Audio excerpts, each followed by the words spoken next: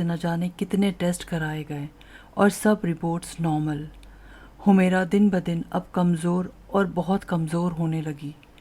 हुमेरा के अब्बू ने हुमेरा की अम्मी से कहा, आज शाम में मगरिब बाद कोई आने वाला है, घर में सबको बता दो कि मौजूद रहें।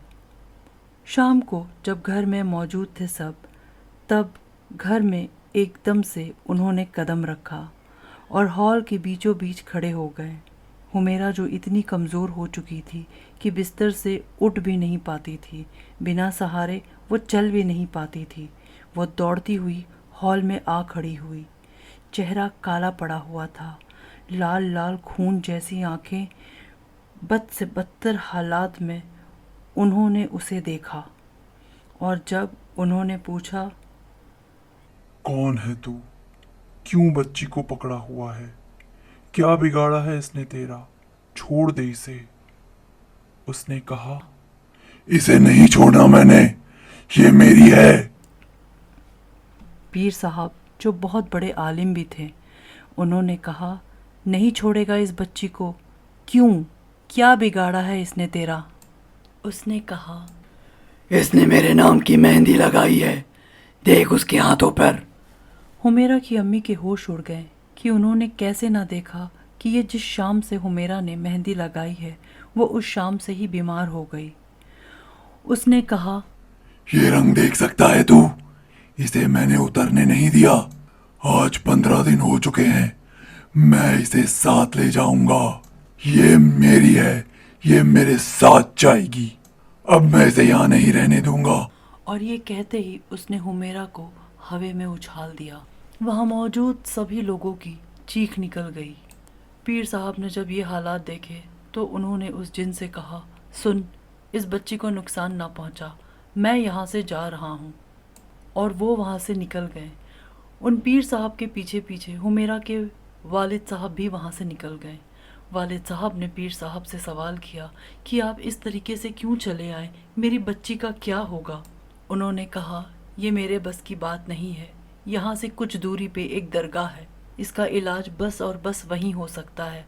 हो सके तो बच्ची को वहाँ तक ले जाओ, वरना ये भूल जाओ कि ये बच सकती है। और उधर उस जिन ने हालत ख़राब कर रखी थी। अब हुमेरा के कमरे में कोई भी ना जा सकता था। बस अगर उस कमरे से कुछ आती तो हुमेरा की चीखती चिल्लाती हुई आवाज़, दर्द में डूबी हुई आवाज़, जिसे सुन के घर में सभी मौजूद लोगों का दिल फट जाता, लेकिन वो कुछ ना कर सकते, ये उन्हें पता था। उस शाम भी हुमेरा पे वो जिन जुल्म ढा रहा था और हुमेरा बेहोश फर्श पर पड़ी हुई थी। जब उसे ज़रा सा होश आया तो दरवाजे की ओर से उसने अपनी अम्मी को देखा और उसने कहा, अम्मी, अम्मी मुझे बचा लो, अम्मी, अम्मी ये मुझे मार देगा, अम्मी, अम्मी मुझे ये अपने साथ ले जाएगा, अम्मी मुझे बचा लो, अम्मी। पीर साहब ने हुमेरा के वालिद को एक तावीज़ दी जो हुमेरा के गले में उन्होंने बांधने के लिए कहा। हुमेरा के वालिद साहब ने कहा, पर यह जिन उन्हें ये तावीज़ बांधने ना देगा। पीर साहब ने कहा, ये दम किया हुआ जमजम का पाक पानी है, इसे उस कमरे के पास और अंदर छिड़क दो। जिन कुछ वक्त के लिए कमज़ोर पड़ जाएगा और उतने वक्त में तुम हुमेरा को उस कमरे से निकाल सकते हो।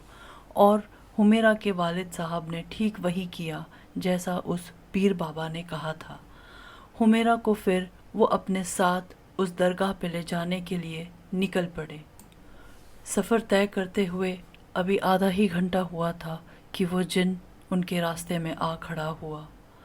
उसने गाड़ी को इतनी ऊपर उछाल दिया और कहा कि अगर तू हुमेरा को अभी उतार देता है तो मैं तेरी जान बख्श दूंगा, लेकिन मैं अभी इसी वक्त हुमेरा को साथ ले जाऊंगा। वो किसी हाल में हार मानने के लिए तैयार न था। हुमेरा के वालिद साहब को कुछ समझ में ना आ रहा था कि अब वो क्या करे। और देखते ही देखते जिन ने उनकी गाड़ी ज़मीन पे ला पटकी। जैसे ही गाड़ी ज़मीन में पटकी, गाड़ी में आग लग गई। हुमेरा और हुमेरा के वालिद साहब वहीं ख़त्म हो गए। ये न जाने कितने टेस्ट कराए गए और सब रिपोर्ट्स नॉर्मल। हुमेरा दिन ब दिन अब कमज़ोर और बहुत कमज़ोर होने लगी। हुमेरा के अब्बू